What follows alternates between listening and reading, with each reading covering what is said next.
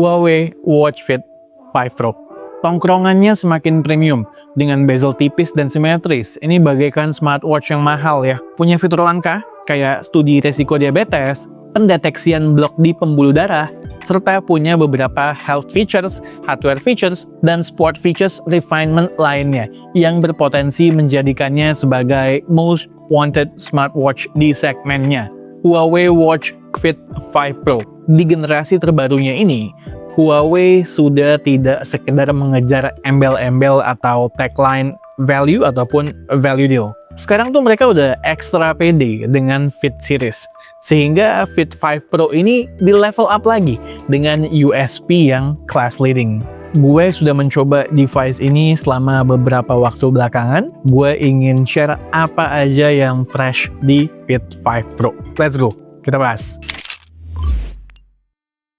Seperti biasa, untuk spek detail, kalian bisa cek di kolom deskripsi. Di K2G kita bahas langsung ke hal-hal yang esensial atau ke product experience. Ini adalah kali pertama gue menggunakan Huawei Watch Fit series dan nggak berasa kayak menggunakan sebuah smartwatch budget. Kali ini, selain varian dengan material premium serupa dengan generasi sebelumnya, seperti warna black dan orange ini, ada opsi lain dengan finishing spesial juga, warna putih. Jadi kayak ada tambahan ceramic coating on top of aluminium bodinya, sehingga bodinya lebih durable juga. Sekaligus ini ngasih estetik yang berbeda dari varian yang satunya.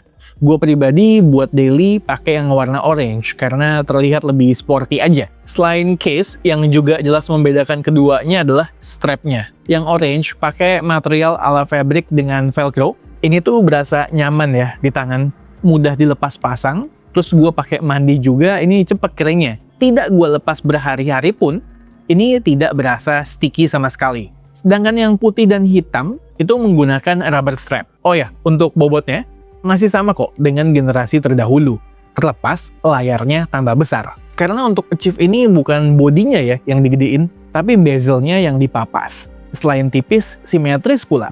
Asli, gue appreciate banget soal yang satu ini, karena ini salah satu hal yang bikin beberapa generasi terakhir berasa kayak budget smartwatch.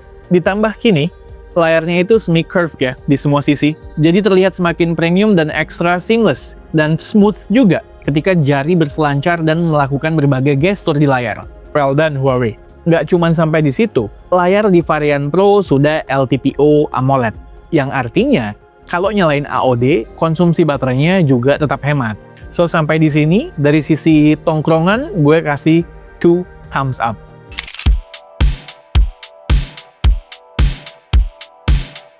Dari beberapa data yang gue baca, Indonesia tuh adalah salah satu region yang pengidap diabetesnya paling tinggi di region Asia. Dan di tingkat global, itu sempat jadi top 5.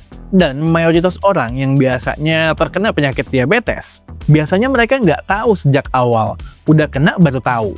Kemenkes Indonesia juga gencar share awareness mengenai diabetes, gue perhatikan. Hadirnya fitur studi resiko diabetes khusus di Fit 5 Pro, menurut gue handy banget. Tetap harus gue tekankan ya, bahwa device ini tidak bisa menjadi alat untuk diagnosa. Diagnosa tetap harus kita ke dokter untuk konsultasi lebih lanjut. Oke, buat yang penasaran cara menggunakan device ini bagaimana, sebenarnya cara men-trigger fiturnya sampai dengan hasil analisanya keluar itu sangat mudah, nggak pakai suntik-suntikan ya. Dia menggunakan sensor PPG yang membaca aliran darah. Intinya sih kalian tinggal pakai smartwatch-nya, masukkan data diri, gunakan terus selama beberapa hari, nanti progresnya bakal kelihatan. Ntar ya udah keluar verdictnya. Verdictnya bisa low, medium, atau high, tergantung lifestyle user dalam periode pengetesan tersebut. Data yang digunakan oleh Huawei untuk mengetes studi resiko diabetes ini ada beberapa. Contohnya kayak pola heart rate, sleep, maupun recovery pattern. Biasanya itu perlu waktu 3-14 hari ya untuk dapetin verdictnya. Kalau gue kemarin sekitaran 3-4 hari udah keluar hasilnya. Dan biasa ini bisa kita repeat lagi untuk ulang tes, untuk tes konsistensinya.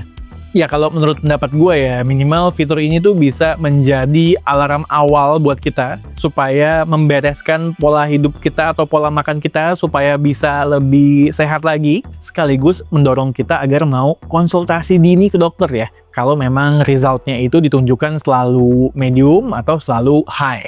Kan lebih baik mencegah daripada mengobati. By the way, kerja fitur ini diawasi oleh beberapa institusi yang berpengalaman.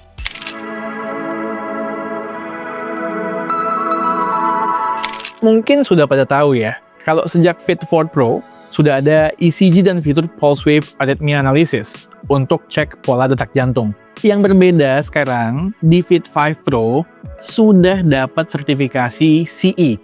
Walau lagi-lagi, gue tidak mau bilang bahwa ini adalah sebagai alat diagnosa. No, tapi setidaknya memberikan peace of mind bahwa device yang gue pakai di tangan ini, validitas datanya nggak ecek-ecek, nggak ngarang. Nah, di Fit 5 Pro ini juga ada vascular study. Mirip sama studi resiko diabetes. Cuman dia ini buat analisa kira-kira ada blok apa enggak sih di pembuluh darah. Dan semua fitur ini cara pakainya mudah. Tinggal letakkan jari telunjuk aja di sensor di bawah crown-nya. Outputnya juga real time.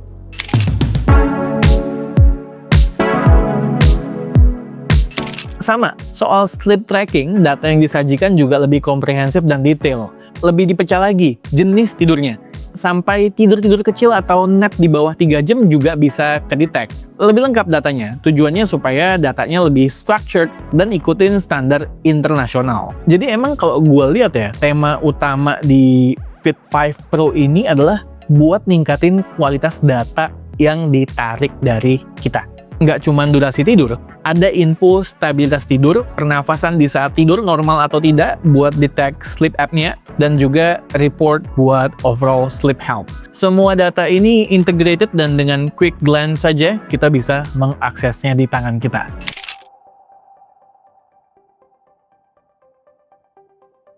Yang penting juga kalau mau track kesehatan itu adalah HRV. Ingat ya, ini bukan adiknya Honda CR-V. Kalau HRV-nya tinggi, body kita recovery-nya bagus, dan juga sebaliknya. Data ini juga dipakai buat ukur emotional well-being yang bisa mendeteksi kondisi emosi maupun tingkat stres di keseharian juga. Lagi-lagi datanya lebih akurat. Fitur baru yang bisa kita manfaatin juga ketika kita berasa kurang olahraga adalah mini workout alias micro workout. UI-nya lucu ya.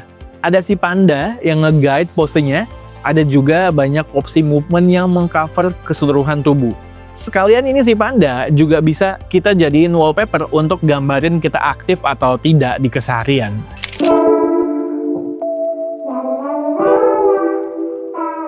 Buat yang doyan olahraga yang lagi in banget belakangan ini, kayak padel, tenis, atau badminton, walau fitur trackingnya itu sudah ada di opsi mode olahraga bawaan yang ada 100 jenis olahraga lebih, sekarang bisa manfaatin aplikasi pihak ketiga, kayak Goodshot, PickleX, atau Tenix. Aplikasi-aplikasi ini bisa mengukur setiap jenis movement dan juga jenis pukulan. Jadi datanya kita bisa pakai sebagai feedback untuk improve permainan kita. Buat yang olahraga outdoor, bakal lebih nyaman karena GPS-nya lebih akurat dan kurasi map-nya rich. Kurasi data yang disajikan di smartwatch-nya pun komplit dan sekarang lebih scientific. Sampai kita bisa tahu juga recovery time yang dibutuhkan dari training tersebut. Buat trail run bisa, buat cycling juga masuk. Begitupun untuk activity sport lain seperti diving. Dan untuk semua ini kita nggak butuh aplikasi pihak ketiga ataupun subscription-nya. Nice, ini nih yang gue suka dari Huawei Watch Fit series. Terakhir golf, yang baru ada scorecard yang tampil di UI. Jadi nggak perlu scroll ke bawah untuk lihat scorecard ataupun buka HP, cukup quick glance, langsung bisa tahu level permainan. Kemudian ada competition mode untuk tampilin data basic, supaya nggak didiskualifikasi karena dianggap curang. Terakhir kita dikasih opsi buat custom flag stick, buat prediksi jarak dan strategi secara lebih akurat.